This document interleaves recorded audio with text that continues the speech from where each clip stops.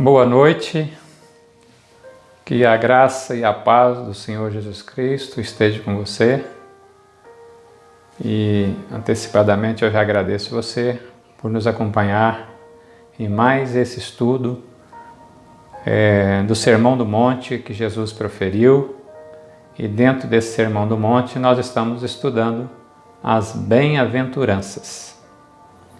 E hoje nós vamos falar sobre o versículo 7 de Mateus capítulo 5. Bem-aventurados misericordiosos, porque alcançarão misericórdia. Eu quero que você acompanhe comigo a leitura inicial desse texto, até chegar no capítulo 7, no versículo 7. E que Deus possa abençoar seu coração, a sua mente, para a compreensão desse estudo e o propósito no coração de aplicá-lo segundo a graça e a misericórdia e a vontade de Deus. Leiamos o texto bíblico, então. Mateus capítulo 5, versos 1 a 4. Vendo Jesus as multidões, subiu ao monte e, como se assentasse, aproximaram-se os seus discípulos e ele passou a ensiná-los, dizendo: Bem-aventurado os humildes de espírito, porque deles é o reino dos céus. Bem-aventurados que choram, porque eles serão consolados. Bem-aventurados mansos, porque herdarão a terra. Bem-aventurados que têm fome e sede de justiça, porque serão fartos. Bem-aventurados misericordiosos, porque alcançarão misericórdia. Nós vamos ler até aqui esse texto bíblico. Conforme nós temos compartilhado com um amigo, com o irmão, com a família e com todos aqueles que têm acessado esse estudo, esse vídeo, através desse canal, nós estamos fazendo uma sequência, dessas bem-aventuranças. Começamos com um vídeo falando da introdução, apresentando de uma forma geral. Depois falamos dos humildes do reino, os humildes de espírito. Falamos dos que choram, dos mansos e fome e sede de justiça. E hoje nós vamos iniciar a nossa explanação sobre bem-aventurados misericordiosos. Essas bem-aventuranças, ela faz parte desse conjunto de ensino de Jesus, do Sermão do Monte, e ela trata aí do caráter cristão, da essência do ser cristão, que é o que nós temos que analisar. Que Deus, antes de nossos afazeres, antes das nossas ações, Ele está preocupado com o nosso interior. Nós já estudamos, conforme nós falamos, a questão da humildade de espírito, porque deles é o reino dos céus, e também bem-aventurados que choram, porque serão consolados. E vimos, no decorrer desse estudo, nós vamos recordar alguns pontos relevantes e importantes dessas abordagens dos estudos anteriores. Quando nós falamos sobre os mansos de coração, nós vemos falando sobre a questão do homem diante do seu próximo. Ele começa a extrapolar para a sua ação e a sua ação exterior, para como se responde ao estar com o próximo. Falamos da sede e fome de justiça e também agora vamos falar sobre os misericordiosos. Será o que Jesus queria nos ensinar quando Ele diz que bem-aventurados misericordiosos, porque alcançarão misericórdia? O que é ser misericordioso segundo Jesus? E por que eles alcançaram misericórdia? Vamos pensar um pouco juntos sobre esse assunto e que o Senhor Jesus, na pessoa do seu Espírito Santo de Deus, nos ajude a entender e aplicar essa palavra em nosso coração e no nosso cotidiano. Então nós vamos refletir um pouco sobre este assunto. Mas esse estágio do Sermão do Monte, sobre o ser misericordioso. Até aqui nós vimos uma questão da descrição do estágio do ser cristão, do ser crente em Jesus Cristo, do crer na sua palavra, né, como uma forma geral, focado na consciência da nossa necessidade diante de Deus. O foco agora começa a ser voltado para o resultado dessa consciência nossa de pecador, a consciência nossa dos que choram pelos nossos pecados, a consciência nossa de sentir a mansidão, ter fome e sede de justiça, agora com relação a ser misericordioso. Então o homem agora já passa a ver a si mesmo sob o ponto de vista que nós somos diante de Deus. Então agora há um progresso dentro dessa lógica que Jesus fala desse Sermão do Monte e das bem-aventuranças, nesse pensamento. É uma conexão com todas as demais bem-aventuranças. Nós já falamos sobre isso, né? Tem esse diagramazinho aí que nos ajuda. Essas bem-aventuranças, elas não são isoladas, nós não temos uma e não temos a outra. Todo verdadeiro cristão, todo verdadeiro crente no Senhor Jesus Cristo, possui todas essas bem-aventuranças, possui todas essas bênçãos dessa bem-aventurança que Jesus promete aqui que nós estamos estudando. Então esse é um ponto importante e relevante. Então não podemos compreender qualquer bem-aventurança como uma coisa isolada, fora de contexto. Não dá para eu tirar uma coisa e aplicar sozinho aquilo, sem todo esse contexto. Eu gostaria que você entendesse dessa forma. E se por um acaso você não viu os estudos anteriores, desde a introdução, eu solicito que você vá lá no canal do YouTube e faça as audições e visualização dos outros vídeos, que vai ajudar essa compreensão. E Deus assim continue nos abençoando. Mas, bem-aventurados misericordiosos, ele começa a ser um teste para cada um de nós, da nossa fé. Como nós professamos a nossa fé, mas como essa fé começa a ser externada. Então ela tem um caráter de sondagem do nosso coração também, dentro de toda essa série das bem-aventuranças. Mesmo que ao estudar essa bem-aventurança e esse conjunto de bem-aventurança, eu sinto que essa palavra esteja me machucando, me ferindo, me perscrutando, e eu me sinto longe dessas qualidades e dessas necessidades que ela está falando. Mesmo assim, mesmo que eu me sinta humilhado, nós precisamos de deixar que essa palavra fale no nosso coração, porque ela está sendo apresentada a nós segundo o padrão de Deus, segundo a luz divina de Deus. Então, é onde ela nos leva à necessidade de humildade de espírito. E a partir daí, a graça de Deus, a misericórdia de Deus vai nos ajudando e agregando passo a passo essas qualidades do cidadão do céu. Mas essa questão de inteireza nos ensina algumas coisas que nós devemos entender. A ênfase das bem-aventuranças, ela está nas boas novas de Jesus Cristo, ela está no Evangelho. Então, é mais uma questão do nosso ser, que Deus faz de nós, do que do nosso fazer. Então, as nossas atitudes, as motivações de nossas atitudes são mais importantes do que o nosso próprio fazer. Então, o que somos na nossa essência para Deus é mais importante.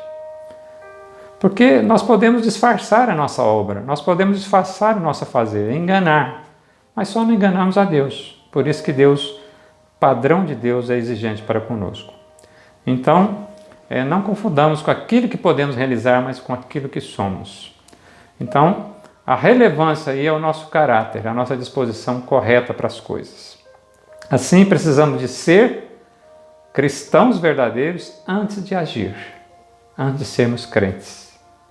De sermos cristãos, crentes verdadeiros nas nossas ações. Porque aí elas serão resultado do que nós somos.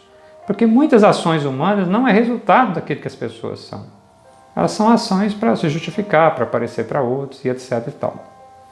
Então, e nós vamos abordar isso em outros momentos. Então, o nosso cristianismo deve nos controlar. Cristo deve nos controlar. E não nós queremos controlar o cristianismo ou a Deus. Então, para ser um verdadeiro cristão, nós devemos tomar os ensinamentos de Cristo e aplicá-lo na nossa mente, no nosso coração, aceitando-o e depois nas nossas ações. Vai nessa sequência. Então, é necessário que sejamos controlados pela verdade, e a verdade é a palavra de Cristo. E o Espírito Santo de Deus, em nosso íntimo, ele nos tornou crentes. Nós não seríamos jamais um cristão sem o poder da graça divina, pelo poder do Espírito Santo. Então, é esse Espírito de Deus que nos tornou.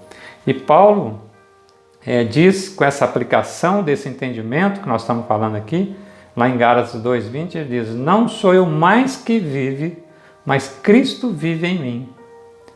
Você já pensou um ponto em que você pode dizer isso? Não sou eu mais que vivo, mas Cristo vive em mim. Todas as atitudes nossas, nossos pensamentos, a abordagem do nosso coração e as nossas ações para você que Jesus faria isso, Jesus pensaria isso, Jesus falaria isso, Jesus faria dessa forma. Isso é o que Paulo está dizendo aqui, não sou eu que vivo, é Cristo vive em mim. Se nós ainda estivermos longe disso, o Senhor Jesus quer nos curar, quer nos tratar e quer mudar o nosso ser, porque só Ele pode fazer isso, nós não temos força para isso. Então, deve ser Cristo que deve controlar o nosso ser, a nossa essência, e não nós mesmos. E a nossa fé cristã, dentro desse ponto de vista de Deus, não é algo na superfície humana. A nossa fé cristã não pode ser algo de capa, uma capa de verniz, que olha por fora, está bonito e tudo, mas por dentro está com problemas. Não.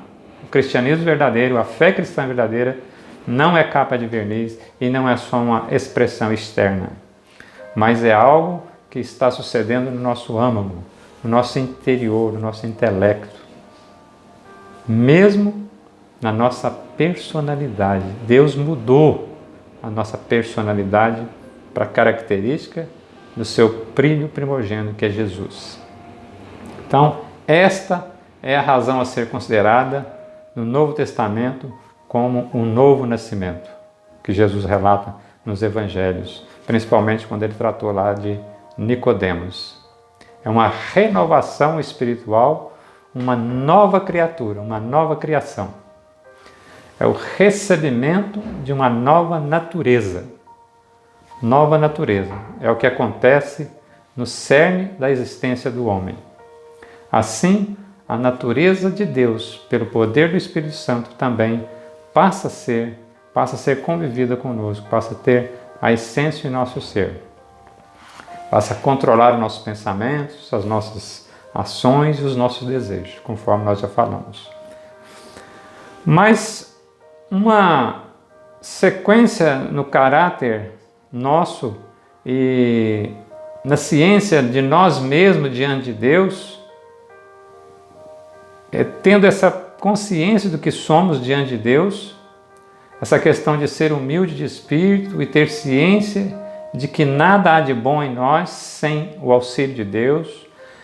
Quando choramos e lamentamos, não pelo que somos, pelo que não somos. Quando nós nos tornamos mansos por ciência dos fatos, de nada termos diante de Deus e de que só tenho que lamentar e chorar. Quando eu entender essas limitações diante de Deus e diante do outro, Deus me torna manso, porque eu destituo dos meus direitos. Por consequência, nós vimos no estudo anterior, passamos a ter fome e sede dessa justiça divina, essa justiça de graça e de misericórdia. Então, este começa a ser o retrato do verdadeiro cristão, do verdadeiro crente em Cristo. Pensamos nisso. Mas, e aí? Será que somos misericordiosos? Será que somos? O que é verdadeiramente ser misericordioso? Nós fizemos essa pergunta lá no começo. Segundo Jesus. Nós temos que tomar cuidado que hoje tem algumas interpretações errôneas, que às vezes até é pregado em muitos lugares, né, em estudos, em outros lugares, mas temos que tomar cuidado que ser misericordioso não é ser complacente, não é não se preocupar com as coisas. Não é que aquele que é misericordioso não presta atenção nas coisas, finge que não está vendo as coisas. Não, isso não é misericórdia. Então, se nós assim pensarmos, nós estamos correndo um perigo de aplicar de forma inadequada, né, todo esse contexto das bem-aventuranças.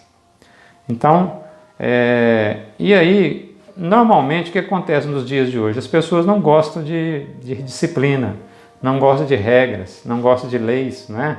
As pessoas geralmente dizem que todos temos que ter mente aberta, mas temos que pensar o seguinte: como que esse pensamento leva como que se alguém tivesse o direito de fazer qualquer coisa que queira. E não é assim. Eu posso fazer qualquer coisa que queira, mas desde que eu não esteja prejudicando o próximo, o outro, a sociedade como um todo. Então, essa bem-aventurança não passa por essa interpretação de complacência. Ser misericordioso não é ser complacente. E essa distorção do pensamento nos leva a outros erros, né? De as pessoas interpretarem, então tá, a pessoa tal ela é misericordiosa, então ela começa a tratar as coisas, tudo bem, nada importa, deixa para lá, vamos embora, vamos adiante, né? Então acha que o misericordioso é um molengão, que não se preocupa com nada, que não se preocupa com a quebra da regra, da lei, da disciplina, né? Então acha que ele é um desligado de tudo. Tá vendo como que um erro vai conduzindo a outro erro? Não podemos ir por esse lado com relação à misericórdia. Então, esse é um cuidado que nós temos que observar ao refletirmos sobre essa bem-aventurança. E é óbvio que Jesus não queria ensinar isso quando ele estava falando dos misericordiosos, né? Nenhuma dessas bem-aventuranças são disposições naturais das pessoas. Então, se a pessoa é ativa ou passiva, se ela é molengona ou se ela é ativa, isso não qualifica ela, de uma forma ou de outra, não qualifica ela para o reino de Deus. Não é essa bem-aventurança que Jesus está ensinando aqui. Então, se assim fosse, as pessoas que nascessem com determinadas características teriam privilégio no reino de Deus, não é verdade? Mas não é assim. O reino de Deus não tem privilégios por questões naturais de nascença. Então, essa é uma observação importante que eu gostaria que você estivesse atento. Então, o Evangelho de Jesus Cristo não se limita a esses temperamentos humanos, essas qualidades humanas em si. Então, segundo os Evangelhos, ninguém tem qualquer vantagem sobre o outro. Ninguém. Quem nasce em qualquer época do ano, quem nasce em qualquer pessoa, fulano é tranquilo, fulano é calmo, fulano é ativo. Não, isso não leva ninguém ao reino dos céus. Então, quando nós tratamos de enfrentar Deus a Deus, face a face, a justiça de Deus, essas qualidades não levam a nada, não adianta. Porque a palavra de Deus afirma que todos pecamos e nós carecemos dessa glória de Deus, nós carecemos da graça de Deus. Romanos 3:23. E Romanos 3:19 ainda fala que para que diante dele se cale toda a boca, porque nós não temos que falar diante de Deus, nós não temos que justificar. Nenhuma obra nossa paga o nosso delito contra Deus. Então, reflita sobre isso e comece a deixar Deus sondar o seu coração, como que nós estamos lidando, enxergando com isso. Então, essas disposições naturais não nos habilitam diante de Deus. Mas as misericórdias, a misericórdia é um atributo de Deus. Se a misericórdia é um atributo de Deus, você concorda que aquelas interpretações erradas lá não se aplicam? Nem para Deus e nem para nós, como seus filhos, na fé. Então, não podemos entender como complacente. Deus não é complacente. Deus é paciente. No momento adequado, no momento certo, vai haver justiça. Deus é reto, Deus é puro, Deus é santo, Deus é justo. Então, quando nós entendemos da forma errada que nós falamos agora mesmo, nós estamos falando que Deus é assim. Deus não é assim. Então, a misericórdia e a verdade se encontram em Deus. Veja o Salmo 85:10. Diz lá: encontram-se a graça e a verdade, a justiça e a paz se beijam. Foi uma forma bonita do salmista expressar todo esse contexto de que quando se encontra a justiça, a graça e a paz de Deus, num único lugar, Jesus Cristo. É essa pessoa que une todos esses fatos. Mas, misericórdia, vamos tentar entender, né? Ir afunilando e tentando entender o que é isso. A misericórdia, podemos comparar a misericórdia com a própria graça de Deus. Uma própria graça, né? Paulo, em suas epístolas, ele usa a palavra com pequenas conotações diferentes, de graça e misericórdia. Então, nas epístolas gerais, ele diz muitas vezes, graça e paz da parte de Deus Pai e do Senhor Jesus Cristo. Nas epístolas pastorais, ele diz graça, misericórdia e paz. Tá vendo? Então, ele vai aplicando, ligando uma coisa com a outra. Então, a indicação que há uma certa distinção, pouca, né? Uma certa indicação de que há uma certa distinção entre as duas. A graça vinculada ao homem e aos seus pecados. Ao meu pecado, ao seu pecado e à justiça de Deus. Então Deus, ele se torna o quê? Como que complacente no sentido de condescendente. Entender que nós não temos como pagar a dívida. Que nós não temos como fazer nada para remir o nosso pecado. Diante da questão do pecado de todo o mundo e de todos. A misericórdia ela está associada, né, aos homens e à nossa miséria. Nós vimos lá na Bem-aventurados humildes de espírito, nós exploramos bem isso lá, né?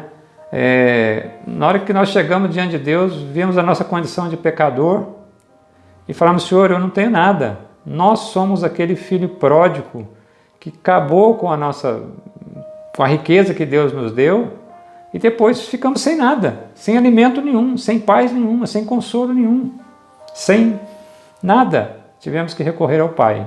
Então a misericórdia dá essa ideia, né, que aponta para a compaixão. Lembra da parábola do filho pródigo? Quando o filho toma a decisão de assumir que nada tem e volta para o pai e pede perdão, aquele pai, que na parábola é o próprio Deus, ele usa de misericórdia, porque aquele filho não tinha mais nada. Tudo que ele tinha, ele jogou fora. Agora, essa é uma questão que nós estamos ilustrando aqui. Então, a misericórdia está associada a essa questão de entender que aquele do qual eu estou diante dele, no caso nós diante de Deus, se não fosse a misericórdia de Deus, nós estaríamos terrivelmente perdidos. Mas Deus usou da sua misericórdia, a sua compaixão para conosco. E Ele alivia, com a compaixão e com a misericórdia, Ele alivia o nosso sofrimento. O filho pródigo, porque estava sem casa, sem alimento, sem roupa, sem dignidade, sem nada. Nós, no pecado, estamos a mesma coisa, famintos da verdade de Deus, famintos da justiça de Deus, famintos da paz de Deus, famintos de não saber o destino eterno, e Deus olha para nós com compaixão, com misericórdia, abre os seus braços e nos recebe. Qual a condição? Eu desperdicei pelo pecado da minha vida, mas o Senhor Jesus resgatou, pagou o preço da minha dívida. Então Deus usa dessa misericórdia, Ele troca. Então, são importantes essa questão. Nesse sentido, então, o cristão, quando ele assume essa condição diante de Deus, de miserabilidade, Deus também o resgata pela graça. Então, nesse sentido, nós passamos a ser dotados de pessoas dotadas da piedade, né? Ele vê na miséria, nós vemos na miséria de homens e mulheres do mundo que tem um intenso desejo de aliviá-los. Será que é assim que nós estamos agindo como cristão? Será que você tem o desejo de aliviar a dor do próximo?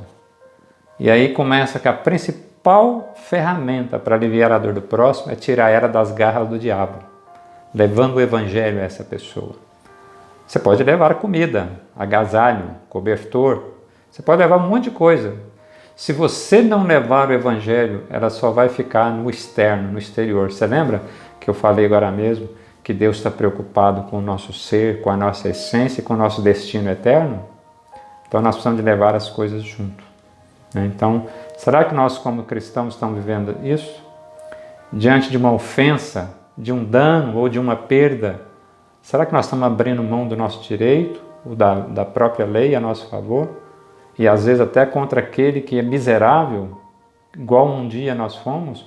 Ou nós batemos no peito e falamos assim, é meu direito, eu vou exigir. Pense nisso.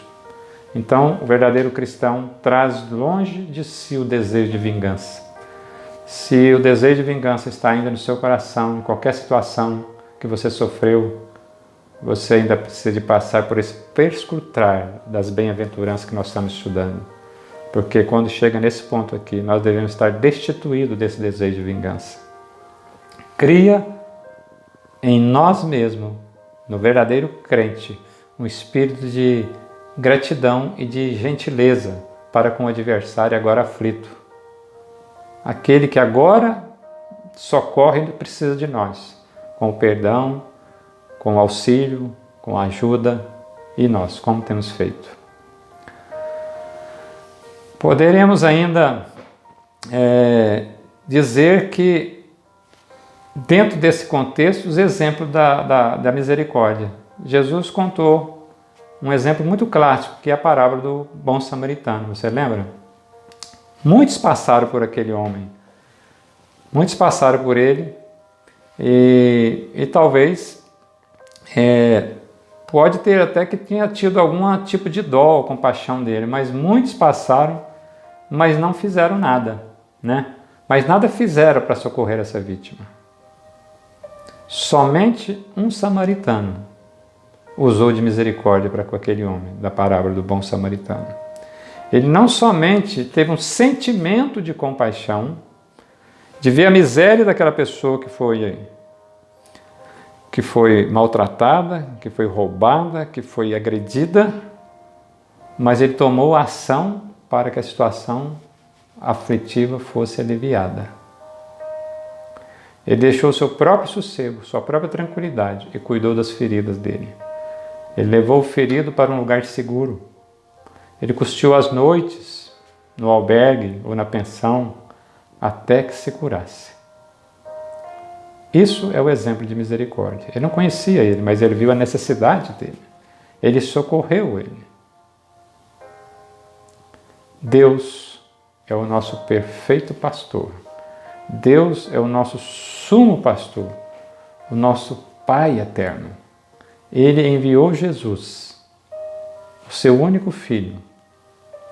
Ele viu em nós a nossa deplorável estado de miséria e sofrimento que nós estávamos passando por estar preso nas garras de Satanás e do diabo. Viu a nossa transgressão da lei, ainda que nós nem entendemos por que estávamos transgredindo a lei. Porque nós, em nossos pecados, somos cegos. Nós não vemos a realidade. Somente a palavra de Deus nos mostra a verdade e a realidade. Então a sua misericórdia impeliu a Deus a agir em nosso favor. Jesus veio e cuidou da nossa miséria. Ele quebrou as algemas, quebrou as correntes que nos atavam ao pecado. É por isso que aquele que é verdadeiramente cristão, que crê em Cristo, há uma conversão. Você rompe as cadeias, como a palavra de Deus diz, as algemas se rompem com relação ao seu desejo de pecar. Nós exploramos muito isso no estudo anterior. Nós passamos a romper com aquelas coisas que o mundo nos traz. Então, é importante nós entendermos isso. Essa ação de Deus para nos socorrer dessa miséria do pecado. Então, quando Zacarias viu Jesus, ainda bebê, lá em Lucas 1,78, ele expressou graça à estranhável misericórdia de Deus, pelo qual nos visita o sol nascente das alturas. Aqui está o foco de Deus, as pessoas. olhando com condescendência para o homem caído, mas fazendo justiça. Olha pelas terríveis consequências que o pecado gerou em nós e agiu em nosso favor. E nos propõe uma troca. Aí entra a doutrina de Deus, da expiação. Nós não somos capazes de saldar a nossa própria dívida com Deus, nosso próprio pecado. Precisamos do próprio Deus tomar essa iniciativa, por Jesus Cristo. Então aquela afronta que nós deveríamos sofrer, aquela cruz, aquele sofrimento, aquela injustiça para Jesus, foi a justiça que Ele nos imputou. Porque Ele era justo e sofreu em nosso lugar. Agora, como filhos amados de Deus, se verdadeiramente crentes nós somos, cristãos verdadeiros que seguem a palavra dEle, nós tomamos a justiça dEle e Ele tomou na cruz a nossa injustiça, o nosso pecado. Ele nos propõe a troca. Você já fez essa troca com Deus? Aceitou a justiça de Jesus? Entregou a Ele a sua injustiça, o seu pecado, para que Ele transformasse a sua vida? Para que Ele mudasse o seu ser, o seu pensamento, a sua essência? E passasse a ser uma pessoa bem-aventurada? Você já pensou nisso? Então, eu te chamo a pensar e a refletir sobre isso. E ainda só, antes da gente finalizar, alguns erros que ainda pode acontecer com relação ao lermos e estudarmos essa bem-aventurança. Bem-aventurados misericórdios, porque alcançaram misericórdia. Às vezes alguém pode pensar assim, bom, se eu usar de misericórdia com os outros, Deus usará de misericórdia para comigo. Se eu perdoar os outros, Deus vai me perdoar também. Mas aí tem outros textos paralelos da própria palavra, por isso que ele fala, a palavra de Deus tem que ser entendida num conjunto, de todo o conjunto do que Deus quer ensinar para o seu povo. Mateus 6,12, ele fala, perdoa as nossas dívidas assim como nós perdoamos os nossos devedores. Não é lá na oração? E Lucas diz em 11,4, falando desse mesmo texto, ele perdoa os nossos pecados, assim como eu perdoo aquele que tem pecado contra mim. Não é assim? Então, e lá em Mateus 18, 23 a 35, se você puder, depois você dá uma lida lá, ele vai falar da parábola do credor incompassivo. O que essa parábola fala? Tinha um senhor que devia uma quantidade astronômica para o seu senhor, um servo, e ele não dava conta de pagar. E ele implorou, ajoelhou diante desse servo para que ele perdoasse. E o servo perdoou. Aquele homem que foi perdoado saiu dali e encontrou com um que devia lá uma ninharia para ele. Mixaria nos dias de hoje, vamos pensar assim. Mas aí o que aconteceu? Ele foi exigir daquele homem, um pouquinho para ele. Ele foi exigir daquele que devia um pouquinho para ele. Com todo o rigor da lei. Ele foi exigir, maltratou, levou para a prisão, levou para o juiz. E não perdoou. Ele foi perdoado de, se pensasse nos dias de hoje, milhões de dólares, ou de reais, ou de dinheiro. E chegou lá, o outro devia lá uns cruzeirinhos, lá, uns reaisinhos para ele. E ele não foi capaz de perdoar. Então,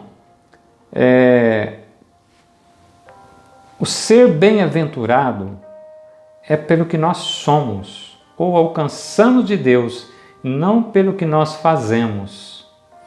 Aquele homem da parábola alcançou de Deus a misericórdia, porque ele falou que iria pagar toda a dívida, ele falou que para ele usar de complacência, e ele usou, Deus usou para com ele.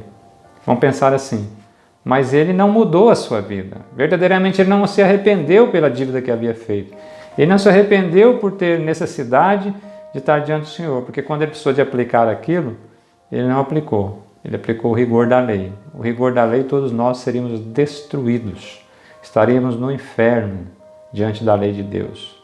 Mas Deus usou da sua graça e dessa misericórdia para conosco. E quando nós aceitamos essa graça e misericórdia de Deus, esse texto que nós estamos estudando, nós também devemos nos tornar misericordiosos.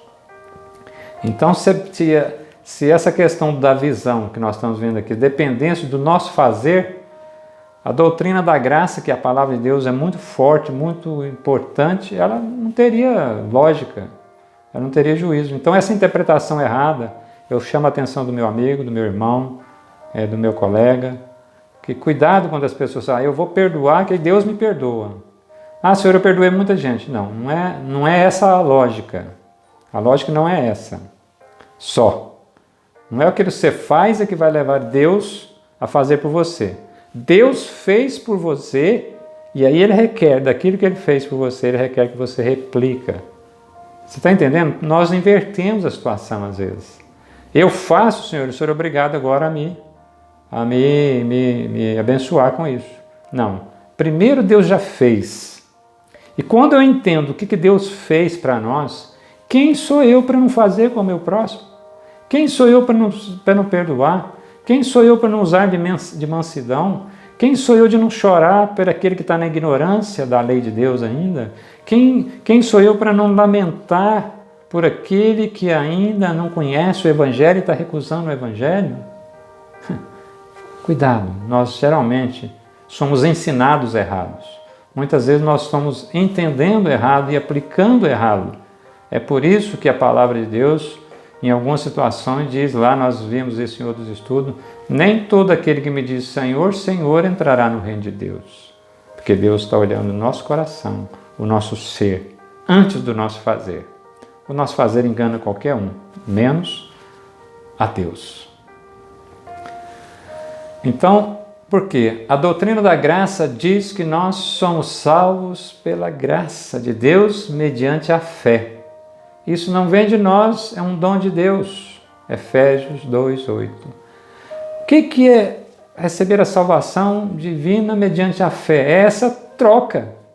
Chego diante de Deus, não tenho nada nas mãos para pagar os meus pecados, a minha ignorância, a minha afronta contra Deus. Chego para Deus e falo, Senhor, eu não tenho nada. Eu quero mudar a minha vida, mas eu nem sei como começar isso.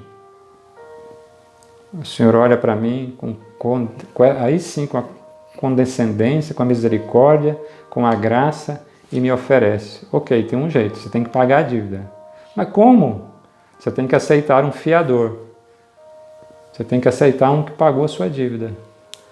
Quem? Jesus Cristo. Ah, o Senhor aceita a dívida, o pagamento dele no meu lugar? Deus olha e fala assim, aceito. Você já fez essa troca, meu amigo, meu irmão? Você já pensou nessa situação dessa forma? Se você não fez, está na hora de fazer. E quando você aceita essa troca, que é essa salvação pela graça, quem somos nós para não começar a exercitar a palavra de Deus nas mesmas circunstâncias que essas bem-aventuranças está nos mostrando aqui? Então, Deus provou o seu amor para conosco, sendo nós ainda pecadores. Jesus morreu há 2000 anos atrás, pelo pecado de nós que nascemos agora no século passado. E às vezes eu estou falando com algum de vocês que nasceu nesse século ainda. Quer dizer, Ele morreu por nós quando nós ainda éramos pecadores. E tem um outro texto lá que diz, em Romanos ainda 5:10, que Ele reconciliou consigo o mundo quando éramos ainda inimigo de Deus. O inimigo de Deus não é que você não acredita em Deus. Não é que você acredita, o diabo também acredita. Mas inimigo de Deus é quando você sabe quem é Deus, você sabe da palavra de Deus, mas você não quer buscar essa lei de Deus, você não quer buscar a Deus mais próximo, porque você sabe que Ele vai exigir de você um pouquinho mais. Ele vai exigir de você essa mudança, esse percrustar do coração e uma mudança genuína, uma verdadeira conversão. E aí muitos fogem. Na cruz, Deus estava reconciliando consigo o mundo em Cristo Jesus, 2 Coríntios 5:19. Então, nós precisamos de interpretar as Escrituras Sagradas, a Bíblia pela própria Bíblia. Cuidado, para a gente não ficar pincelando palavras soltas da Bíblia e tirando mensagens que a Bíblia não fala. Então, o que verdadeiramente Jesus estava ensinando com esse ser misericordioso, que só seremos verdadeiramente perdoados e quando verdadeiramente nós estivermos arrependidos. Por isso que começa lá com bem-aventurados humildes de espírito. Enquanto nós não passarmos por esse primeiro estágio, que é aquele estágio que nos converte a Deus, que entra pela nossa miseribilidade diante de Deus, que entra pela nossa choro por essa condição nossa, você começa a entender a questão da sequência das bem-aventuranças. Isso acontece quase que simultaneamente. Às vezes a gente olha assim que queremos tratar uma a uma. Eu sou assim, fulano é assim, eu sou... Não, isso aqui quando há uma conversão verdadeira, Deus opera esse milagre na vida do cristão verdadeiro e o torna um verdadeiro crente em Jesus Cristo, uma nova criatura. Você passa a ter todas essas bem-aventuranças que no decorrer da nossa vida nós vamos desenvolvendo, nós vamos aperfeiçoando, mas a virada, a partida foi dado quando nos humilhamos e choramos diante de Deus e Ele usa de graça e misericórdia. Então, significa saber que diante de Deus o que é que eu mereço? Nada, senão a punição. Mas Ele chega diante de nós e nos perdoa e nos dá o reino dos céus e nos consola e nos traz paz e nos traz novos desejos, novos pensamentos. Isso é consolo, isso é paz, isso é reino dos céus. Então é necessário que estejamos verdadeiramente arrependidos diante de Deus. Então, somente essa verdadeira arrependimento é que nos vai fazer conseguir viver esse desejo de Deus para a nossa nova vida, essas bem-aventuranças. E aí, verdadeiramente, nós vamos ser bem-aventurados, né? Então, esta bem-aventurança, ela é uma derivação daquelas outras que nós já estamos estudando, né? O ser humilde de espírito, quando nós entendemos que não há qualquer retidão em nós, né? Quando, diante da situação, nós lamentamos e choramos por causa do nosso pecado, pelo pecado daquele que ainda não te conhece, a Deus, conhecemos essa nossa miserabilidade. Aí, diante disso, o que eu posso agir ou reagir diante do outro? Tem que me tornar uma pessoa mansa, porque o meu pecado ofendeu a Cristo lá na cruz. Ele foi chicoteado, ele foi injuriado, ele foi cuspido, ele foi maltratado. E diz a palavra de Deus que ele não abriu a sua boca e como ovelha foi levado ao matadouro. Como eu agora posso agir diferente de Cristo? Porque eu merecia aquilo lá, mas ele não. Então, quando alguém nos afronta, a palavra de Deus, bem-aventurado se você agir com mansidão, significa que Cristo vive em você. Agora, quando nós agimos com agressividade, com réplica, com vingança, Cristo ainda não está vivendo em nós. Então, e desse jeito, nós vemos que chegamos na que nós vimos a semana passada da questão da fome e sede de justiça. Será que nós temos desejado verdadeiramente essa justiça divina operar em nós? Que nós não podemos fazer nada por nós mesmos? Que nenhum outro ser humano pode ajudar a si mesmo nesse quesito de salvação e de bem-aventurança? Então, essas questões colocam uma diante da outra.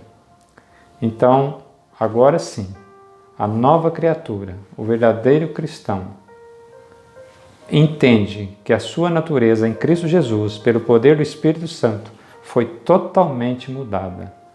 Não enxergamos as pessoas como nós costumávamos ver antes. Nós mudamos nosso jeito de ver.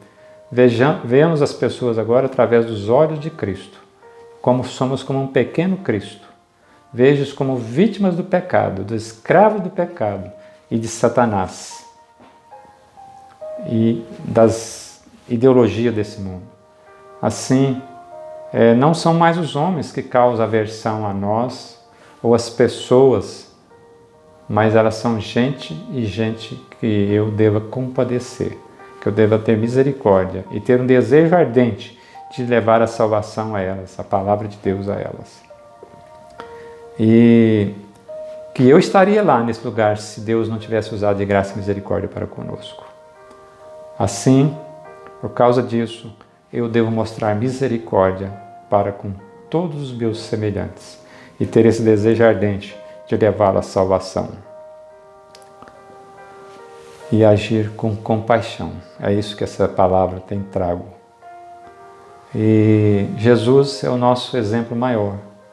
Jesus na cruz do Calvário orou ao próprio Deus: Senhor, perdoa-os, porque eles não sabem o que fazem. E depois tivemos Estevão também, né, já na era do início da igreja, em Atos 7,60. Senhor, não nos impute esse pecado, porque o homem está cego quando está em pecado, está vedado por Satanás. Esses são nossos exemplos maiores. Reflita nisso, reflita nessas coisas, né? E aí nós perguntamos a nós mesmos: sou verdadeiramente um cristão? Sou verdadeiramente um crente em Jesus Cristo? Eu sou assim? Você já pensou dessa forma? Quantas pessoas erram contra mim? Como eu ajo, reajo? Com relação a essas pessoas que nos ofendem, como que nós estamos agindo? Estamos usando de graça, de misericórdia, de mansidão? Devemos sentir profunda tristeza por essa condição. Orar por essas pessoas. Fazer o que pudermos para que elas conheçam o Evangelho da salvação de Jesus Cristo. Para que Deus use de graça e misericórdia para com elas. E se Ele nos entender que nós devemos ser instrumento nas mãos de Deus, Ele coloque nós junto com essas pessoas. E às vezes já colocou. E aí eu te peço que você haja em nome de Deus. Somos devedores diante de Deus e essa condição deve me inspirar a despir-me de qualquer orgulho pessoal, de qualquer orgulho de achar que eu posso alguma coisa. Então, todas essas coisas seguem inevitavelmente, de forma harmônica, o contexto de todas as bem-aventuranças. Assim, o nosso coração deve estar em sintonia com esse sentimento, pensamento e também com a ação. Será que você ainda não perdoou alguém? Volte e faça. Será que você ainda não apagou alguma mágoa, algum rancor? Volte e faça. Essa parábola que nós mostramos do perdoador incompassivo, Jesus nos ensina isso. Então eu quero encerrar aqui com você, dizendo que essa expressão da graça divina, do perdão e da misericórdia, gera em nós, os verdadeiros cristãos, um espírito gracioso, perdoador e de misericórdia. O que nos torna misericordioso é a graça divina, é a graça de Deus, não somos nós. Você é misericordioso? Aí quando você é bem-aventurado porque alcançamos misericórdia. Nós somos bem-aventurados porque alcançamos misericórdia. Os que alcançam misericórdia são misericordiosos. Enquanto o ser humano não entender que ele alcançou misericórdia, ou talvez você não alcançou ainda, mas eu espero que eu esteja falando com quem já está vivendo essa misericórdia de Deus, você não tem outra saída a não agir com misericórdia para com o seu próximo, para com aquele que necessita da misericórdia. Então, esse usar de misericórdia é se interessar pelo pecador, não pelo pecado dele, não concordar com o pecado dele, mas pelo pecador, mesmo que ele tenha nos ofendido. Compaixão dessas vítimas desse século, dessas ideias, desses pensamentos. Este é o grande teste que essa bem-aventurança faz para nós. Bem-aventurados os misericordiosos, porque alcançarão misericórdia. Se você passou pelas demais bem-aventuranças, entendeu, aplicou e deixou Deus operar no seu coração, você vai alcançar misericórdia. Porque você foi usado, Deus usou de misericórdia para com você. E agora Ele coloca diante de você essa obrigação, que é a nova criatura em Cristo. Eu quero encerrar esse estudo te agradecendo mais uma vez. Se você não viu os estudos anteriores, busque lá no canal, no nosso canal, que os demais estudos estão lá e ajuda a entendermos esses detalhes, essas performances que nós precisamos de entender. Nós diante de Deus e agora nós diante do outro. Que Deus abençoe a sua vida, a vida da sua família, a vida no seu trabalho, as suas relações com as pessoas, com a sua graça e com a sua paz. E agora entendendo também com a sua misericórdia. E que nós sejamos ricamente e abundantemente abençoados com essa bem-aventurança aqui. Porque Ele quer nos dar ela. E se nós já recebemos dele, nós também somos portadores dessas mesmas bem-aventuranças para levar a outros. Que Deus assim seja com você. Até o nosso próximo estudo. E que Deus assim nos abençoe. Boa noite.